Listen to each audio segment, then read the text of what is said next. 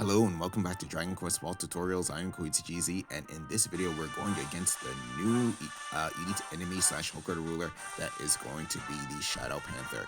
So pretty much while the Shadow Panther is a formidable opponent along with the Shadow Babies, since they are beast type enemies, I will be using the Gaika armor and wild gear to increase my resistances to beast type enemies, and we'll be using an EO based team to fight against them. So this should actually work out quite well.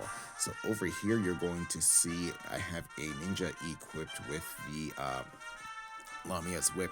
So with this Flames of the Pheonix, as you know, it can do EO or Mera physical damage to the enemy, and also give buffs to the following character that has the next action. So definitely this is going to work out pretty well. So hopefully I can actually get some pretty good damage in with my characters here. Then over here, this character is going to be a god hand equipped with the Flail of Destruction. So here, for the most part, going to be using Crushing Destruction to do damage to all enemies and also possibly weaken them as well.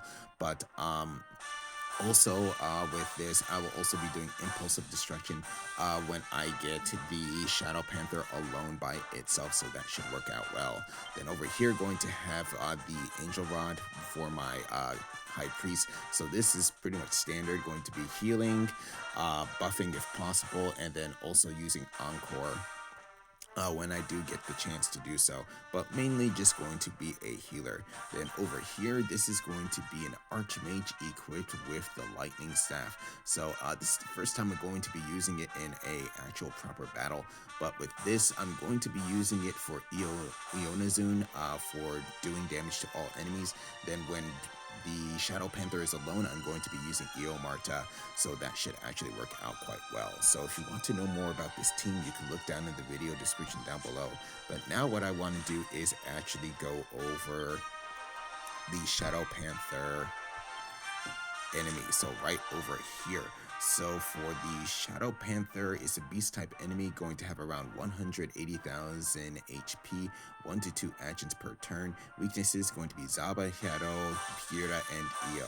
Then here, in terms of its abilities, its strongest ability is going to be called Shodaten no Gokoki Ugoki no Sume, which is going to be Sword-like Claws.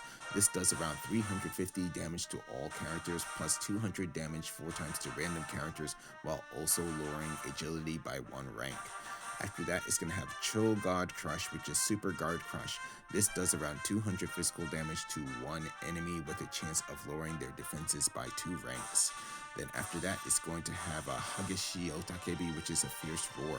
This does around 150 physical damage to all characters and has a chance to cause fear, which causes them to lose a turn. After that, it's going to have a Shippu no Gotoku to Tobi Kakaru, which is Fly Like the Wind. This does around 270 physical damage twice to 1 character. Then it's going to have a regular attack that does around 320 physical damage, but in this case, its regular attack is also going to have a chance to inflict deadly poison on you as well, so be careful about that. Then after that, we're also going to have the Shadow Baby, so 2 little Shadow Cubs next to it. So that's going to also be a beast type enemy, have around 90,000 HP, 1 action per turn. Weaknesses are going to be Zaba, Shadow, Gira, Ia, and Io. Then here, their abilities are going to be Yami no Breath, which is Dark Breath, which does around 280 Dormant Breath damage to all characters. It's going to have Itoshi Ugoki, which is Adorable Pose, which charms 1 character. Going to have a Baishion, which increases attack by 1 rank. Going to have a Pyorimu, which does or increases the agility of all allies by 1 rank, and also going to have a regular attack that does around 420 physical damage to 1 character.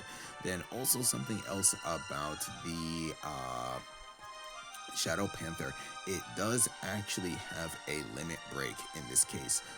Usually when at least one of the Shadow Babies is down, so be careful about that as well. So notes for this particular battle, you want to actually use Protective Shield on all characters to prevent them from being charmed and having their agility lowered. You want to actually equip Gear, Souls, and Soul Pearls that give increased damage and or resistance to beast type enemies. So yeah, that's pretty much what you really want to do here. So my strategy for this battle is to take the Shadow Babies out first with damage to all enemies, and then focus my attacks on the Shadow Panther. So with that said, here we go. Okay, so here we go with this battle. So hopefully things do go well. So first going to be my not my ranger, but my ninja going first. Hopefully he can get some shadow weaves. We'll see what happens here, but missed the Shadow Panther right in the middle. So nothing there. So here what I'll do is, let's see, I'm actually going to go ahead and use Magical Awakening. Shadow Panther there missed. And then there's Super Guard Crush. So that actually did lower the attack or my defenses of my ninja. But I should still be okay.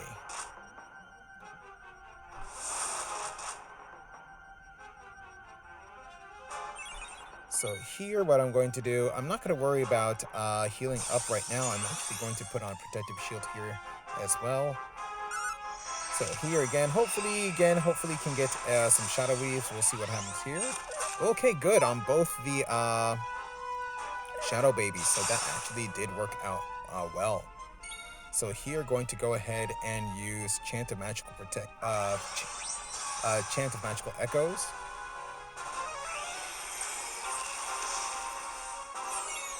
And here going to go ahead and use Stemmy.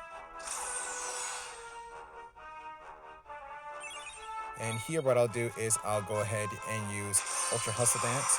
Hopefully this can charm. No charm, unless I get a Saint Echo.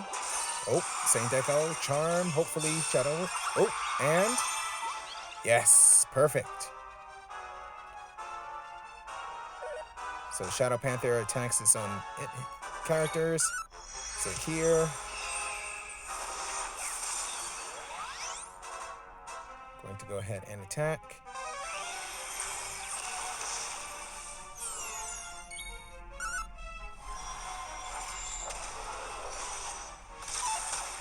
So there, missed the Shadow Panther again, but got the babies at least. Okay, there goes Pheonix. And here, next, what I'll do is I'm going to go ahead and use Blade Dance. Okay, so there goes Baixiong. So a miss there.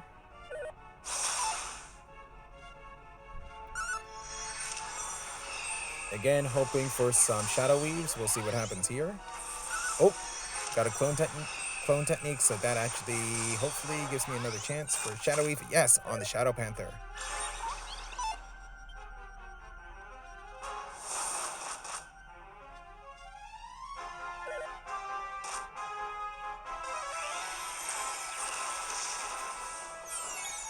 So here, going to go ahead and attack.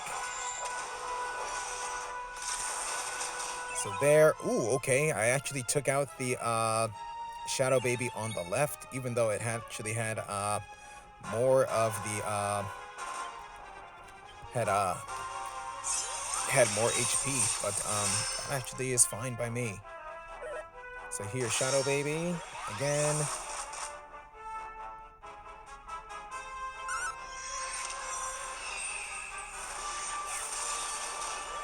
So okay, good, taken out. So now all that's left is the Shadow Panther. So here, what I want to do is I'm actually going to use Storm Force again here.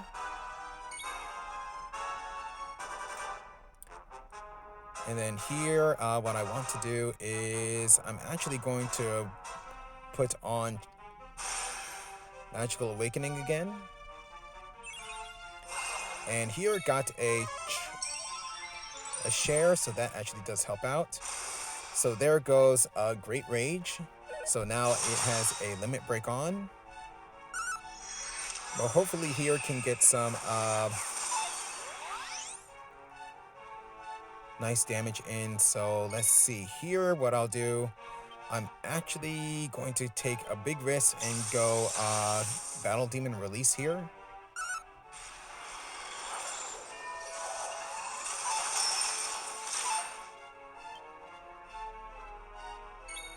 So here what I'll do is go ahead.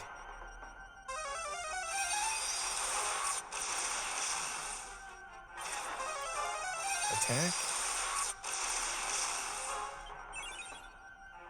So here what I can do is, here I'm actually going to use Ultra Hustle Dance. I could possibly get a Charm. We'll see what happens.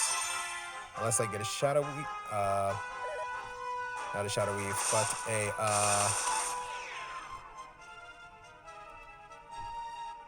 Saint Echo. No Saint Echo there, but oh, that was a nice guard. So if they got actually hit with that, they probably would have been taken out. So here, ooh, okay. Here, this is, I believe, a God Chain, so could do some very nice damage here.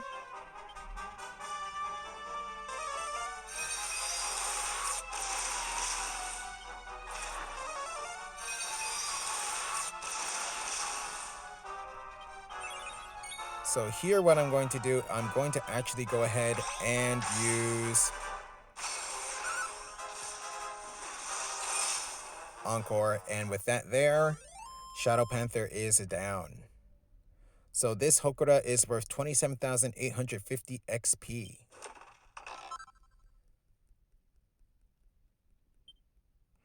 So the Shadow Panther is a blue soul, and here I got a D.